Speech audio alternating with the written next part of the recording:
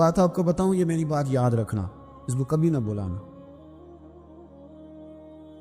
جو اپنوں سے دلیل مانگتا ہے نا وہ اپنا ہوتا ہی نہیں۔ اپنوں سے دلیل مان لی اس نے، بغیر دلیل کے، بغیر حیل و حجت کے۔ یہ ایک بات ہے، میں اس کو سمجھاؤں گا نہیں، نہ کھولوں گا، بس کہہ کے گزر جاؤں گا۔ اس کو سمجھ لیں اگر آپ کی سمجھ میں آئے تو۔ جس نے اپنوں سے دلیل مانگی نا، جس نے وضاحت مانگی، جس نے ثبوت مانگا، وہ اپنا تھا ہی نہیں۔ وہ کیا ضرورت پڑی تھی کہ وہ دلیل مانگتا، وضاحت پوچھتا؟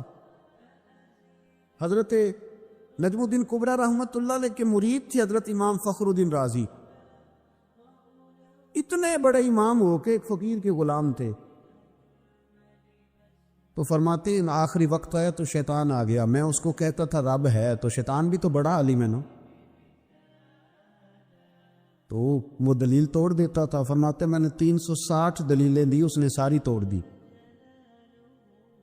تو پھر میں نے اپنے شیخ کی طرف توجہ کی، میں نے کہا حضور کوئی نظر کرم فرمائے۔ تو شیخ نجم الدین کبریٰ فرمانے لگے اس بے ایمان کو کہہ دے میں اپنے رب کو بغیر کسی دلیل کے رب مانتا ہوں، دلیل کی ضرورت ہی نہیں، بس میرا رب ہے تو رب ہے، ختم ہو گئی بات۔ نبی رحمت علیہ السلام فرمانے لگے میں نے جس کے سامنے بھی دین پیش کیا اس نے دلیل مانگی، فرمایا یہ واحد میرا ابو بکر صدیق ہے، میں نے اسے کہا ہے کلمہ پڑھ لو، اس نے دلیل مانگی نہیں، فوراً ہی کلمہ پڑھ کے مسلمان ہو گیا۔ کوئی دلیل نہیں، کوئی معجزہ نہیں، کوئی طلب نہیں، کوئی شے نہیں۔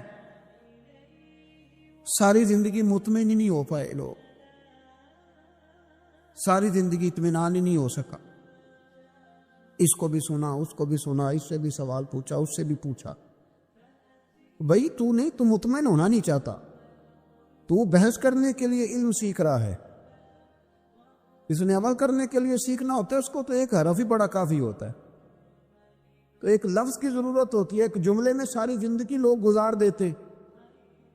حضرت ابو بکر صدیق رضی اللہ تعالیٰ عنہ نے بحث والا دروازہ نہیں کھولا، حضور نے کہا کلمہ پڑھو تو انہوں نے کلمہ پڑھا اور مسلمان ہو گئے۔ کوئی دلیل، کوئی وضاحت، کسی چیز کی کوئی حاجت ہے، ختم ہو گئی بات۔ اصل مسئلہ پتہ کیا ہے، جو لوگ سوچ سمجھ کے چلتے ہیں نا، تو سوچ کتنی ہے انسان کی، وہ کتنا کام دے۔ یہ جو وارفتگی ہوتی ہے نا، یہ جو محبت ہوتی ہے، یہ جو پیار ہوتا ہے، یہ زندگی کو آسان کر دیتا ہے۔ سوچنے سمجھنے کے دائروں سے آدمی نکل جاتا ہے، اس کا کام وہ کہتا ہے کہ میں نے سوچنا نہیں، میں نے ماننا ہے، میں نے رب رسول کی ذات کے بارے میں سوچنا نہیں، میں نے ماننا ہے۔ تو ماننے والے لوگ جو ہوتے ہیں وہ فائدے میں ہوتے ہیں، تو عمل کر رہے ہیں، بات مانی، عمل کیا۔ عقل کا بے شمار اور بے دریغ استعمال، اپنی چھوٹی عقل سے بڑے مسئلے حل کرنے کی کوشش کرنا، انسان کو نقصان دیتا ہے۔ بہت ساری جگہوں پہ وہ الجھ جاتا ہے۔ ہر جگہ عقل استعمال کرنا، لیکن رب رسول کے معاملے میں نہ استعمال کرنا، ورنہ نقصان ہو۔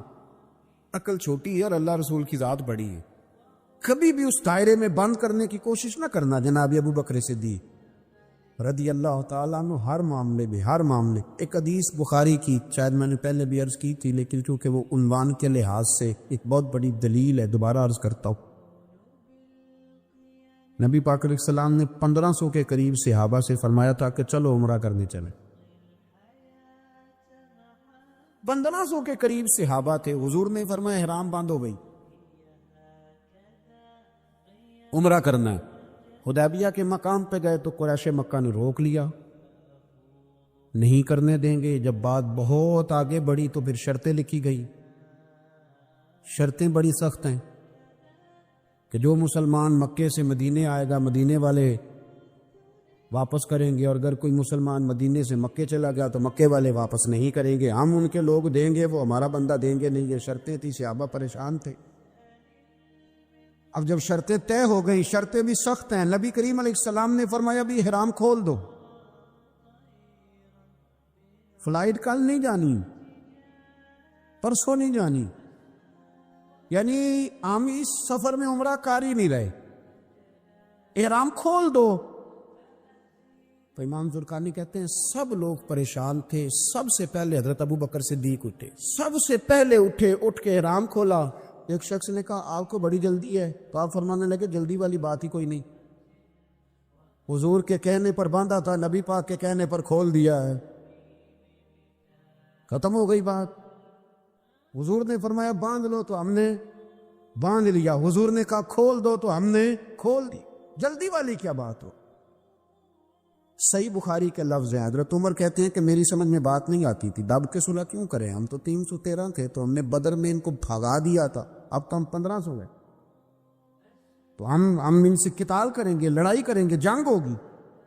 حضرت عمر فاروق رضی اللہ تعالیٰ عنہ فرماتے ہیں حضور نے شرطیں طے کر لیں، بات لکھی گئی، میں نبی پاک کے حجرے میں داخل ہوا،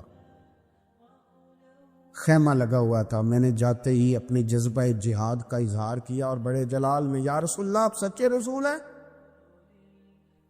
بالکل سچا ہوں، قرآن سچا ہے، بالکل سچا ہے، اسلام سچا ہے، بالکل سچا ہے، حضور ہم دب کے صلح کیوں کریں؟ نبی کریم علیہ السلام نے فرمایا عمر تجھے تیری ماں روئے، میں اللہ کا رسول ہوں، میں وہی کہتا ہوں جو میرا رب مجھے حکم ارشاد فرماتا ہے۔ کہتے میں نے فوراً عرض کی یا رسول اللہ صلی اللہ علیہ وسلم آپ نے فرمایا نہیں تھا کہ عمرہ کریں گے، تو حضور نے فرمایا کہا تھا عمرہ کریں گے، یہ تو نہیں کہا تھا کہ اسی سال ہی کریں گے، کریں گے تو کریں گے۔ جناب عمر کہتے میں واپس تو آ گیا، پر وہ میرے اندر جو جذبہ جہاد تھا ابھی ٹھنڈا نہیں ہوا۔ چند قدموں کے فاصلے پہ ابو بکر صدیق کا خیمہ تھا، کہتے میں ان کے خیمے میں جھک گیا، وہی سوال میں نے دہرائے، وہی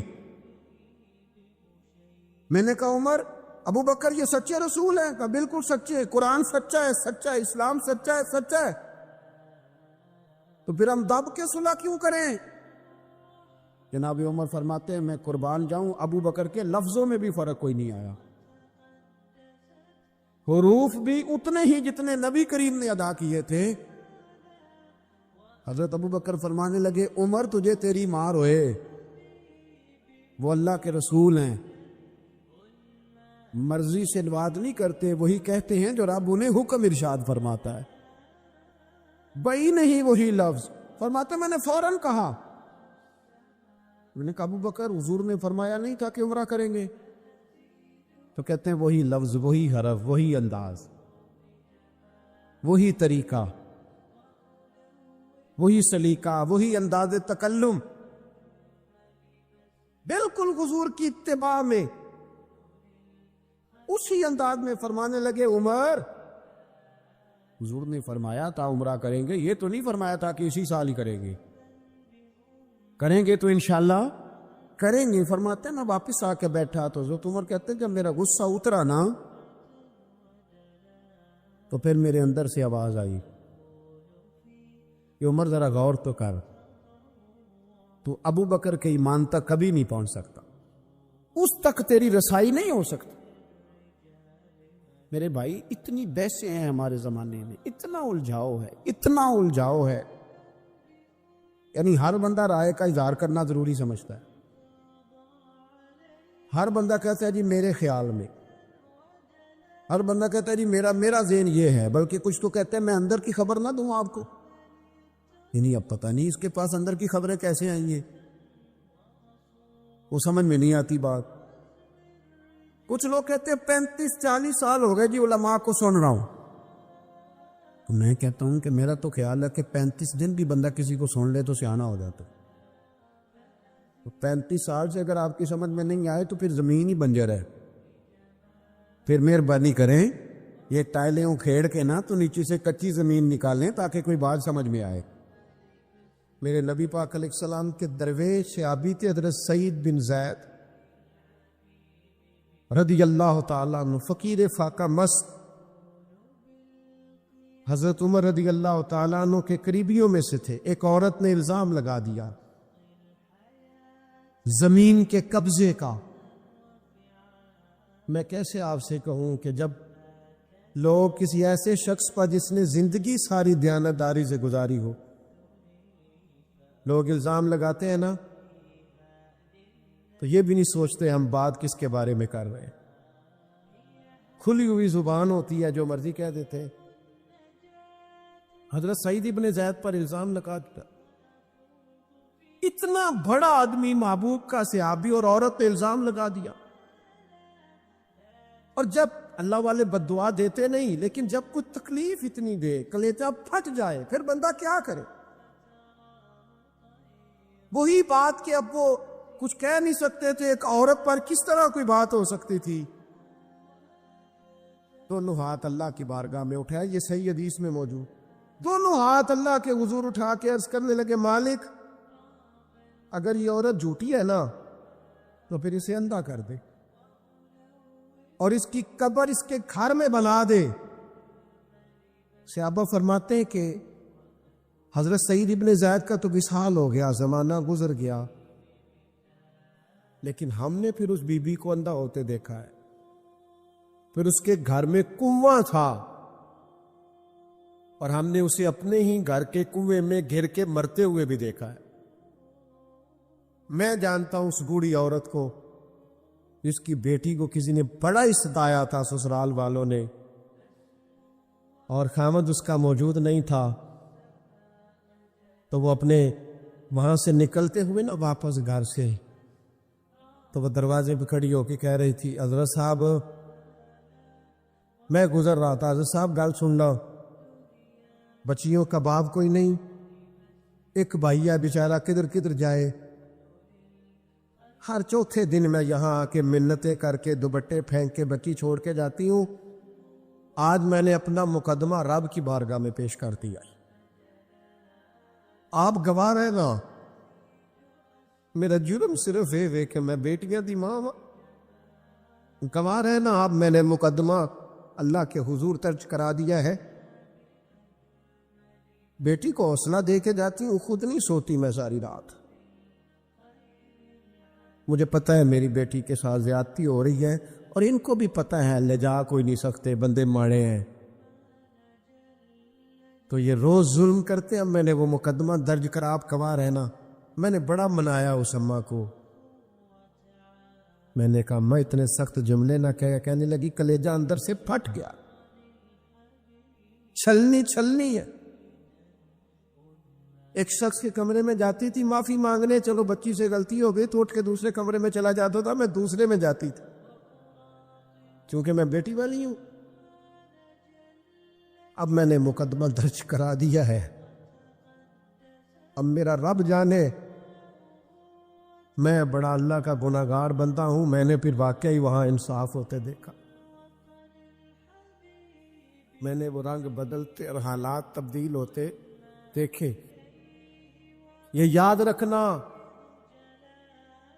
زندگی خود بھی گناہوں کی سزا دیتی ہے، یہاں بھی زندگی خود بھی گناہوں کی سزا دیتی. یاد رکھنا، ذرا احتیاط سے منہ کھولنا کسی کے بارے میں، اللہ کے بندوں کے بارے میں اپنی زبانیں ذرا احتیاط سے کھولنا، ذرا خیال کرنا. کسی غریب کے بارے میں جملے سوچ کر بولنا، کسی کمزور کا مذاق اڑانا تو معاذ اللہ ذرا ہوش کرنا، اللہ سے ڈر کے بات کرنا،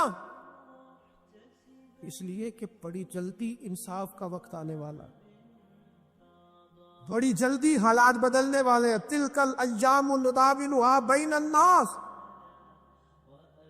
اللہ لوگوں کے درمیان دن بدل دیا کرتا ہے، پھر لوگوں کو جگہ نہیں ملتی چھپنے کی، رخ چھپانے کی. کسی کو اتنا نہ ستاؤ کہ وہ بیچارہ خود کچھ نہ کر سکے اور اللہ کے حضور تمہاری شکایت کرے. بچو.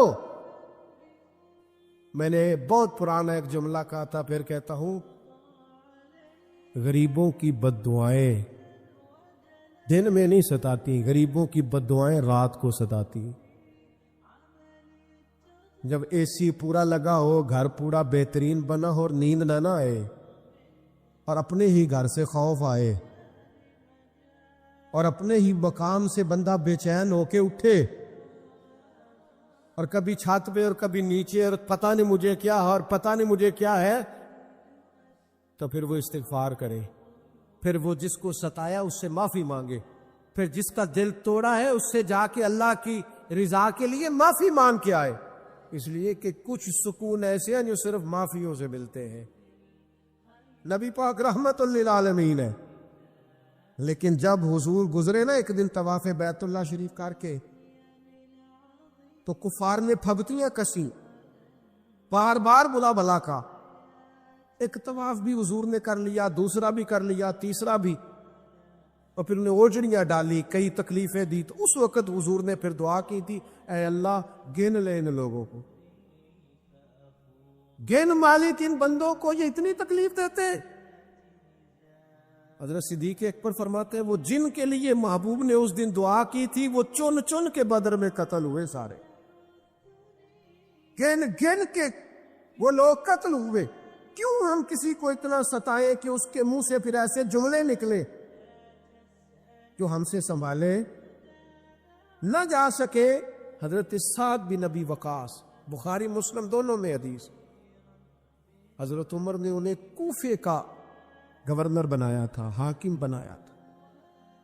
کچھ لوگ حسد کی وجہ سے نیک لوگوں پر تنقید کرتے، اپنے ذاتی حسد کی وجہ سے اللہ کے بندوں کو ستاتے، پھبتیاں کستے، زبانیں کھولتے۔ اور آپ فرماتا ہے جس نے میرے ولی سے دشمنی کی میرا اعلان جنگ ہے۔ حضرت فاروق اعظم رضی اللہ تعالیٰ عنہ نے حضرت سعد بن ابی وقاص کو حاکم بنایا کوفے کا، تو کچھ لوگوں نے شکایتیں کی، تو حضرت عمر نے کہا جاؤ پتہ کرو جا کے، معلومات کی، تو ہر بندہ کہنے لگا اتنا اعلیٰ تو بندہ ہو ہی نہیں سکتا جتنے حضرت سعد بن ابی وقاص ہے۔ ایک بندہ کھڑا ہوا، صرف ایک، وہ کہنے لگا نہ تو یہ جہاد میں جاتے ہیں، نہ مال غنیمت صحیح تقسیم کرتے ہیں، نہ یہ عدل و انصاف کرتے۔ تین شکایتیں اس نے لگائیں۔ حضرت سعد بن ابی وقاص چونکہ زندگی ساری محنت کی تھی، جہاد کیا تھا، ساری زندگی انصاف میں گزاری تھی، دل ٹوٹ گیا۔ اللہ کی بارگاہ میں عرض کرنے لگے مالک اگر یہ ریاکاری کے لیے کہہ رہا ہے نا، یہ باتیں جھوٹ بول رہا ہے، تو پھر اس نے 3 الزام لگائے ہیں، تو میں 3 دعائیں کرتا ہوں، اس بندے کی عمر لمبی کر دے، اس کا فاقہ بڑھا دے، اور اسے فتنوں میں مبتلا کرنا میرے مالک۔ یہ دعا نکلی حضرت سعد بن ابی وقاص کی زبان سے۔ صحابہ اور تابعین فرماتے ہیں وہ بندہ اتنا بوڑھا ہو گیا، حضرت سعد بن ابی وقاص تو وصال کر گئے، بڑی شان سے دنیا سے گئے، لیکن وہ اتنا بوڑھا ہو گیا کہ اس کی بھویں جھک گئی تھی، اور فاقے کا یہ عالم تھا کہ فاقہ ختم ہی نہیں ہوتا تھا، اور فتنوں کا یہ حال تھا کہ بڑھاپے میں بھی معاذ اللہ چوکوں میں کھڑی عورتوں کو چھیڑ دیتا تھا، اور لوگ جوتے مارتے، تکلیف دیتے، تو کہتا تھا لوگوں میں کیا کروں، مجھے حضرت سعد بن ابی وقاص کی بد دعا لگ گئی، میں نے ان کو ستایا، دل توڑا، اذیت دی، کیوں ہم اس طرح کے لفظ کہیں؟ حضور فرماتے ہیں اللہ کے کچھ بندے ہیں اگر وہ قسم کھا کے کہے نا یا اللہ ایسا کر دے، یہ بخاری مسلم دونوں میں موجود ہے، وہ قسم کھا کے کہے نا لو اقسم علی اللہ لابرہ، وہ اگر قسم کھائے تو رب ان کی قسم بھی پوری فرما دیا کرتا۔ وہ میرے بھائی محبت کے لیے دل ڈھونڈ کوئی ٹوٹنے والا، کوئی جگہ ایسی تلاش کر جہاں سے دعا مل جائے، جہاں سے کرم ہو جائے، جہاں سے عطا ہو جائے، جہاں سے اللہ کا فضل ہو جائے۔ اور پھر ہمیں بھی چاہیے ہم دعائیں دیتے رہیں، ماں باپ کو چاہیے اولاد کو دعائیں دیتے رہیں، اساتذہ کو چاہیے شاگردوں کو دعائیں دیتے رہیں، مشائخ کو چاہیے عقیدت مندوں کو دعائیں دیتے رہیں، بہن بھائیوں کو چاہیے ایک دوسرے کو دعائیں۔ چلے آپ آمین کہے، اب آپ نے انکار نہیں کہ سارے دعا مانگے یا اللہ ہمارے بھائیوں کو ہم سے زیادہ عطا فرما، یا اللہ بھائی کو ہم سے یا اللہ بھتیجوں کو زیادہ عطا فرما، بانجوں کو زیادہ عطا فرما، اللہ محلے داروں کو زیادہ عطا فرما، پڑوسیوں کو زیادہ عطا فرما. کہ مانگو نہ دعائیں، اس میں بھلا ہے، اس میں نفع ہے. اب جنہوں نے پریشان ہو کے آمین کا ہے وہ خوش ہو جائیں گے. نبی پاک علیہ السلام نے فرمایا جو دعا تو کسی کے لیے مانگتا ہے اللہ پہلے تیرے حق میں قبول فرماتا. لو خوش ہو گئے آپ لوگ. او بھائی دعا مانگے کسی کے لیے، بد دعا نہیں کرنی. کسی کے لیے بھی بد دعا. ہمارے ہاں نا ایک بہت بڑا طبقہ جذباتی لوگوں کا ہے. ہمارے ایک استاد کہا کرتے تھے جذباتی لوگوں سے دوستیاں نہیں کرنی چاہیے، جذباتی لوگوں سے تعلقات نہیں بنانے چاہیے. اس لیے کہ جس بندے کا اپنے اوپر کنٹرول ہی نہیں تو وہ کسی کے حق میں کیا کرے گا. وہ کہتے تھے جذباتی لوگوں سے بچو. او بھائی ہم بڑے جذباتی ہو جاتے ہیں، ذرا سی شدت آئی نہیں گھر میں لڑائی، اور لڑائی بھی کس سے؟ گھر والی سے. بد دعائیں شروع کر دی، اپنے آپ کو بد دعائیں دے. لڑائی کس سے ہو رہی ہے؟ بہن بھائیوں سے. بد دعائیں شروع کر دی. ماں باپ سے لڑائی ہوئی، بد دعا دے رہے ہیں، اور بڑی بڑی تلخ ہو کے، بڑی بڑی سخت ہو کے. او بھئی آپ کیوں ایسے جملے کہتے ہیں، کیوں سخت لفظ بولتے ہیں؟ صحیح مسلم میں حدیث ہے، نبی پاک علیہ السلام نے 3 چیزوں کا نام لے کے فرمایا نہ اپنے آپ کو بد دعا دینا، نہ اپنی اولاد کو بد دعا دینا، نہ اپنے مال کو بد دعا دینا. ایسا نہ ہو کہ جب تم وہ دعا کر رہے ہو تو وقت قبولیت کا. کبھی بھی اپنی اولاد کو، اپنے آپ کو، اپنے اموال کو بد دعا نہ دو. کیوں ایسے جملے بولتے ہو؟ یعنی غصے اور جلال میں بھی جب اپنے بچے کے لیے بات کرو تو پیار والی بات کرو. غصے میں، جلال میں، جذباتیت میں بھی بہن بھائیوں کے لیے، گھر والوں کے لیے، اپنے لیے بات کرو تو محبت والی بولی بولو. کبھی بھی اپنے لفظوں کو سخت نہ کرے. ہمارے ہاں 1 منٹ لگتا ہے، لوگ کہتے ہیں اللہ کرے میں مر جاؤں، اللہ کرے میں تباہ ہو جاؤں، اللہ کرے میں. او بھائی تو ٹھہر جا. اللہ تعالیٰ نے زندگی تجھے اپنے فضل سے عطا فرمائی ہے. تجھے کیا مصیبت بن گئی ہے؟ تو کہاں سے نکلا ہے؟ تو کہاں پہنچ گیا ہے؟ تو کیسے کہتا ہے میں مر جاؤں؟ تو اپنی جان کا مالک ہی نہیں. تو مالک ہوتا تو اپنی مرضی کے خاندان میں پیدا ہوتا، اپنی مرضی کی تاریخ کو پیدا ہوتا، اپنی مرضی کے ملک میں پیدا ہوتا. تو اپنی جان کا مالک ہی نہیں. مالک تو وہ ہے جس نے اپنی مرضی کی جگہ پہ پیدا کیا ہے، اپنی مرضی کا وقت دیا ہے. تو کیسے کہتے ہیں میں مر جاؤں؟ نہیں، تو مر سکتا. اپنی مرضی سے مرے گا تو خودکشی حرام ہے، اور رب رسول کے راستے میں مرے گا تو شہادت کی موت نصیب ہوگی، ہمیشہ کی زندگی ملے گی. وَلَا تَكُونُوا لِمَن يُقْتَلُ فِي سَبِيلِ اللَّهِ أَمْوَاتٌ. لہذا جذباتیوں کی بد دعائیں کرنا اور سخت بد دعائیں کرنا. میرے ابا جی بھینس کو بد دعا دینے سے بھی منع کرتے تھے،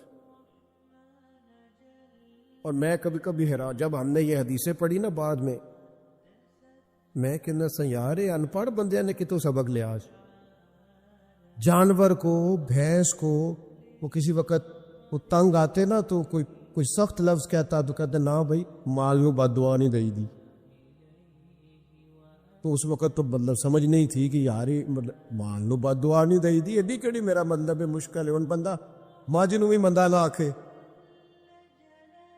لیکن وہ جب روایات پڑھی بعد میں تو سمجھ آئی کہ کچھ علوم کتابوں میں ہیں، اور چونکہ مسلمان سینہ بسینہ آ رہے ہیں جو کچھ تربیتیں ایسی ہیں جو لفظوں میں تو نہیں، لیکن بڑے بوڑھوں نے جو سنا سیکھا ہے وہ اپنے پلے سے باندھا ہوا ہے. انہوں نے اپنی گرہ سے اچھی طریقے سے کر کے باندھا ہے. پر دعا نہیں، آپ دعا کریں، آپ اچھے لفظوں میں. اور کوئی بندہ مل جائے نا، میں ویسے نے کئی دفعہ کہا ہے، پھر کہتا ہوں، آج کل نا کوئی میرے جیسے بندے کو چلو اونچی کرسی پہ بیٹھتا ہے، نماز پڑھاتا ہے، پگڑی باندھتا ہے، تو کوئی بندہ نیک سمجھ ملے تو دعا نہیں کراتا، فوٹو ہی لیتا ہے. پہلے لوگ دور سے آتے تھے تو آگے کہتے تھے دعا کرانے آئے. اب وہ کہتے ہیں بڑی دور سے چل کے آیا ہوں جی، بڑی مہربانی، تو کہتے ایک فوٹو مل جائے گی۔ وہ اللہ کے بندے، ہم دعا دے رہے ہیں تو فوٹو لے رہا ہے۔ پھر ایک اور گل آج کل بڑی عام ہے، وہ کہتے جی ذرا یادگیری رہندی ہے، تو میں کہ غوث پاک دی تے کوئی فوٹو نہیں، سانو تے ہر ویلے یاد رہندے نے، کوئی فوٹو نہیں، ہمیں تو کبھی نہیں بھولے۔ خواجہ اجمیر کی کوئی فوٹو نہیں، ہماری نس نس میں آباد ہے۔ امام اعظم ابو حنیفہ کی کوئی فوٹو نہیں، لیکن ہم تو حنفی ہیں، ان کا نام لے لے کے جیتے ہیں۔ میرے حضرت صاحب کے ساتھ کوئی فوٹو نہیں، جرت ہی نہیں تھی، اتنے قابل ہی نہیں تھے کہ ساتھ کھڑے ہو سکے۔ وہ میرے گھر کبھی نہیں آئے، اور میں سمجھتا تھا گھر اس قابل بھی نہیں کہ اتنی بڑی ذات کو میں کہوں کہ تو میں کو جیتے دل بر سونا، اور کتنا سونا، او سونا تے رج کے سونا، تے سونا جویں سویرا، میں کو جاتے رج کے کو جاتے کو جا جویں ہنیرا۔ کبھی اتنی ضرورت ہی نہیں کی، اتنی طاقت کے ساتھ کھڑے ہو کے کہے کہ میں تیرے برابر ہوں تو فوٹو بنا، اتنی ضرورت کبھی ہوئی نہیں۔ ان کیا کرے، دور بدلا، حالات بدلے، زمانہ بدلا، طور طریقے بدلے۔ وہ کبھی لوگ مشائخ کے پاس دعائیں لینے جاتے تھے، کہتے تھے ہم آئے ہیں کوئی دعا کر دے، وقت بدل گیا، 30 سیکنڈ کی ویڈیو رہ گئی۔ او خدا کے بندو، تھوڑا سا روحانی زندگی کی طرف آؤ، روحانی زندگی کی طرف۔ او بھائی دعائیں کرائیں، اپنے لیے گواہیاں پکی کریں، اپنی والدہ سے، اپنے والد سے، اپنے دادا سے، اپنے نانا سے، اپنی نانی سے، اپنی دادی سے، اپنے بہن بھائیوں سے، اپنے دوستوں سے، اپنے مرشد سے، اپنے استاد سے دعا کراؤ۔ ان سے کہو ایک دفعہ میرے لیے ہاتھ اٹھا دے اللہ کی بارگاہ میں۔ میں صحیح روایت پیش کرتا ہوں، میرے نبی کریم نے فرمایا تھا عمر فاروق سے، سیدنا عمر سے، قطعی جنتی عمر جن کا حضور جنت میں محل دیکھ کے آئے، نبی کریم نے فرمایا تو عمر، لوگ حج کرنے آئیں گے، جہاد کے لیے آئیں گے، اگر یمن والے لوگ آئے اور تجھے ان میں سے میرا اویس کرنی مل گیا تو عمر اس سے اپنے لیے دعا کرا لینا، عمر اویس سے دعا کرا لینا، اسے کہنا تیرے لیے دعا کر دے۔ حضرت فاروق اعظم ڈھونڈتے رہے، ملاقات ہوئی سیدنا ویسے کرنی سے، کہا دعا کر دے یار میرے لیے۔ وہ ڈھونڈو، کوئی بیٹھا ہوا مجھے دور دعا دیتا ہے، میں ڈوبتا ہوں پر سمندر اچھال دیتا ہے۔ او بھائی اپنے حق میں دعائیں، التجائیں اللہ کے حضور۔ کچھ لوگوں کی عرض، میں آپ سے عرض کروں، کچھ لوگوں کو دعا لگ جاتی ہے۔ آپ کو جو آدمی بڑا چمکتا دمکتا اجلا نظر آئے نا، اس کا کبھی ماضی ٹٹولو گے نا تو کبھی کوئی اس کے گھر سے روٹی کھا گیا تو فقیر اور اس نے ذوق سے کھلائی تھی، کبھی پیچھے سے ٹٹولو گے تو کوئی روٹی کھا کے دعا کر گیا تھا، کوئی چند گھڑیاں دروازے پہ رہا تھا، اس نے نیکی کی تھی، دعا کر گیا تھا۔ کبھی ٹٹولو گے، ڈھونڈو گے تو بیمار ماں نے کسی کو دعا دی تھی کہ پتر اللہ تیرے اوپر فضل کرے، کسی کے بوڑھے باپ بیمار نے دعا دی تھی اللہ تجھے کسی کا محتاج نہ کرے، کسی نے دعا دی تھی۔ وہ دعا ہے جو اس کے دائیں بائیں آگے پیچھے چلتی ہے۔ حضرت مولا علی شیر خدا رضی اللہ تعالیٰ عنہ گرمیوں میں بھی موٹے کپڑے پہن کے پھرتے تھے۔ لوگوں نے کہا حضور سخت گرمی، اور پھر آپ تو بڑے دلیر آدمی، جوان اور گرمیوں میں بھی موٹے کپڑے۔ فرمانے لگے نبی کریم نے دعا دی تھی کہ اللہ علی کو موسم کی شدت سے بچا کے رکھنا، موسم کوئی بھی ہو علی پہ اثر ہی نہیں کرتا، شیر خدا پہ اثر ہی نہیں ہوتا، موٹے پہن لوں پتلے پہن لوں، اللہ میرے جسم کو موسم کی شدت سے محفوظ رکھتا ہے۔ اپنے لیے دعائیں سمیٹ، چکروں میں نہ پڑے، وہ جی سب کی اللہ سنتا ہے، کس نے کہا نہیں سنتا؟ لیکن کچھ ایسے ہیں جو ہاتھ اٹھا دینا تو رب کریم قبولیت سے فرماتے ہیں دیر نہ کرنا، ذرا جلدی جانا، قبولیت سے اللہ کہتا ہے۔ کچھ ایسے ہیں جو ہاتھ اٹھا دینا، ہاتھ، تو اللہ تعالیٰ مرحوم خورشید گیلانی سے اللہ تعالیٰ ان پر فضل کرے، کچھ تھوڑا ربط رہا، انہوں نے نا ایک جملہ اپنی والدہ کے لیے کہا تھا، کہنے لگے میری اماں ان پڑھ تھی، اپلے تھاپتی تھی اور ان کا آنچل دوپٹہ بھی کئی دفعہ میلا رہتا تھا، پر مرحوم گیلانی صاحب کہتے ہیں میری ماں کبھی میلا دوپٹہ بھی سامنے کر کے اللہ سے میرے لیے رحمت مانگتی تھی تو مجھے لگتا تھا مالک نے فضل فرما دیا۔ بھائی اپنے لیے رحمت اپنی والدہ سے، والد سے، بوڑھوں سے، بزرگوں سے دعائیں لیں۔ پتہ کیسے پتہ چلا؟ جب صحابہ نے کہا نا رب کہتا ہے نماز پڑھیں تو کیسے پڑھیں، تو حضور فرمانے لگے سلو کما رأیتمونی اصلی، نماز اس طرح پڑھو کرو جس طرح مجھے پڑھتے ہوئے دیکھتے ہو۔ تو کہا یہ تو کیسی عجیب بات کر رہا ہے کہ نبی کریم صلی اللہ علیہ وسلم کا خیال آئے۔ اور پھر بڑی مزیدار بات، ایک شخص نے اعلیٰ حضرت سے آ کے نا اس زمانے میں نا ایک آریہ مذہب ہوتا تھا، اب اللہ کا شکر ہے وہ کوئی نہیں، اب ویسے جو بڑے نئے نئے مذہب نکل آئے ہیں، جو آدمی جتنا پڑھ جاتا ہے معاذ اللہ وہ ایک نئی بات ہی شروع کر دیتا ہے، اور جو انوکھی بات کرے اس کے پیچھے رش بھی زیادہ ہو جاتا ہے، سٹائل ذرا ہٹ کے ہو نا جی تو ذرا ماحول جلدی بن جاتا ہے۔ تو وہ آریہ مذہب تھا، تو وہ ایک آریہ آ گیا اعلیٰ حضرت کے پاس، آ کے کہنے لگا کہ فرض کی اہمیت زیادہ ہے کہ سنت کی؟ تو اعلیٰ حضرت فرمانے لگے بھئی اہمیت تو فرض کی زیادہ ہے، تو کہنے لگے آپ کا وضو تو پھر سنت سے شروع ہوتا ہے، وضو میں پہلا فرض ہے منہ دھونا، اور آپ سب سے پہلے ہاتھ دھوتے ہیں، یہ بھی سنت، ناک میں پانی ڈالنا یہ بھی، کلی کرنا یہ بھی۔ میری بات کی سمجھ آ رہی ہے؟ اس نے کہا یہ آپ عجیب لوگ ہیں، فرض اگر بڑا ہے تو پہلے فرض ہونا چاہیے تھا۔ سمجھ آ رہی ہے میری بات کی؟ لوگ دین پر بڑے بڑے مختلف اعتراضات کرتے ہیں نا، اس نے کہا جی پہلے ہونا چاہیے تھا فرض، تو منہ دھونا فرض ہے، آپ نے گھٹنوں تک ہاتھ دھوئے، اب یہ جو آپ نے ہاتھ دھو یہ بھی سنت، کلی کری تو وہ بھی سنت، ناک میں پانی ڈالا تو وہ بھی سنت، تو آپ تو چوتھے نمبر پہ فرض ادا کر رہے۔ تو اعلیٰ حضرت فرمانے لگے تم اصل میں محبوب کا غلام نہیں نا، ہاں تجھے کیا پتا ہو یہ بات کیا ہے، تو بیٹھ جا ہم سے سن، ہم تجھے بتاتے۔ اس نے کہا جی کیا مطلب؟ فرمانے لگے یہ محبوب جو ہے نا ہمارے، یہ ہمیں بڑی جگہوں سے بچاتے ہیں، یہ بچا بچا کے فرائض تک لے جاتے ہیں۔ کیا مطلب؟ کہنے لگے حضور نے ہمیں کہا ہے کہ پہلے نا ہاتھ دھو لو، پتہ چل جائے پانی زیادہ گرم تو نہیں، منہ جالی نہ جائے، پہلے نا دیکھ لو۔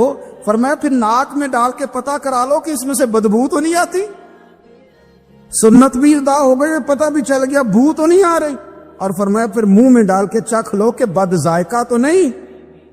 اب یہ 3 سنتیں ادا کر کے تم فرض ادا کرو گے تو اللہ بھی راضی ہوگا، اللہ کے رسول بھی راضی ہوں۔ حضرت عمر فاروق رضی اللہ تعالیٰ عنہ کو زخم لگ گیا، شدید زخم لگا، آپ آ گئے، بڑی زیادہ خون بہ گیا ہے، بہت سارے صحابہ آپ کے گرد جمع ہو گئے، حضرت عبداللہ ابن مسعود بھی آ گئے، تو جناب عمر رونے لگ گئے۔ اب تو رونا آتا ہی نہیں لوگوں۔ حضرت محی الدین ابن عربی کہا کرتے ہوئے جس کو پورا ہفتہ ہو گیا ہے نا وہ طریقت کا مسافر بھی، جاگ رہے ہیں آپ حضرات؟ کہتے تھے جس کو پورا ہفتہ ہو گیا نا طریقت کا مسافر بھی ہے، پر اللہ رسول کی یاد میں رویا نہیں۔ فرماتے تھے مجھے تو اس کے ایمان پر شک ہونے لگ گئے کہ 8 دن ہو گئے اسے خیال ہی نہیں آیا۔ حضرت عمر میدان میں جس شخص کے کبھی پاؤں نہیں لڑکھڑائے، اللہ رسول کی بات آتی تھی تو دریا بہتے تھے آنسو، یہاں حال ہی کوئی نہیں، خشک خوش جملے اور جناب موٹے موٹے تراشے ہوئے فکرے اور لفظوں کی ہیرا پھیری، اس کے علاوہ کوئی چیز نظر ہی نہیں آتی۔ حضرت عمر رونے لگے، آخری وقت ہے، تڑپ رہے ہیں، آنسو بہ رہے۔ حضرت عبداللہ ابن مسعود آ گئے، انہوں نے کہا عمر تیری ہجرت بھی بڑی باکمال تھی، تیرا اسلام قبول کرنا بھی بڑا ہی باکمال تھا، حضور بھی تجھ سے ہمیشہ راضی رہے۔ عمر تو روتا کیوں ہے یار؟ بات تو یہ ہے کہ جب تو نے خلافت سنبھالی تو پھر تیرے طریقے بھی باکمال ہی تھے، اور جب تو میدان میں اترتا تھا پھر بھی تیرے معاملات باکمال تھے، اور جب تو مال غنیمت بانٹتا تھا پھر بھی تو باکمال۔ یار ہر موقع پہ تو باکمال تھا تو جاتے دفعہ روتا کیوں ہے؟ ان کا استغفار دیکھو، ان کی توبہ دیکھو۔ حضرت عمر پھر رو پڑے، کہنے لگے عبداللہ لوگوں کو میری نیکیوں کا پتہ ہے، گناہوں کا تو نہیں نا پتہ، وہ تو میں جانتا ہوں یا میرا مالک جانتا ہے نا، نیکیاں تو سب کے سامنے، پر من عالم کے من دانم جو اندر چھپے ہوئے گناہوں کے ڈھیر ہے وہ تو میں جانتا ہوں۔ کہا تو نے میرے کلمہ پڑھنے سے لے کر میری حکومت تک میری ساری نیکیاں گنوائی ہیں، اب دعا کر میرے لیے کہ رب میری نیکیاں اور بدیاں برابر برابر کر دے، مجھے درجہ نہیں چاہیے، بس اللہ مجھے معاف کر دے۔ درجوں کی ضرورت نہیں ہے، یہاں تو لوگ درجات لے کے بیٹھے۔ حافظ کہتا ہے کہ میں جتنے آیتیں ہوں گی اتنے میرے درجے بلند ہوں گے، پہلے درجے والا کام تو کوئی کرنا۔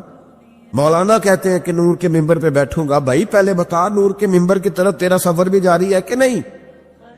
تاجر کہتا ہے کہ میں سخاوت کروں گا تو حضرت عثمان کے ساتھ جگہ ملے گی، پر حضرت عثمان کی سخاوت اور اپنی سخاوت کا فرق بھی دیکھ۔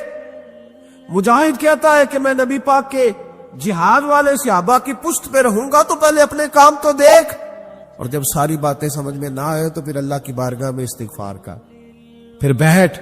بڑے لوگ استغفار کرتے، معافی چاہتے، اور یہ استغفار پھر اتنا کرم کرتا، اتنی آسانی کرتا، اس قدر بہتری کرتا کہ وہ مانگ تو اپنے گناہوں کی معافی رہے ہوتے تھے اور اللہ رحمتوں کے دروازے کھول دیتا تھا۔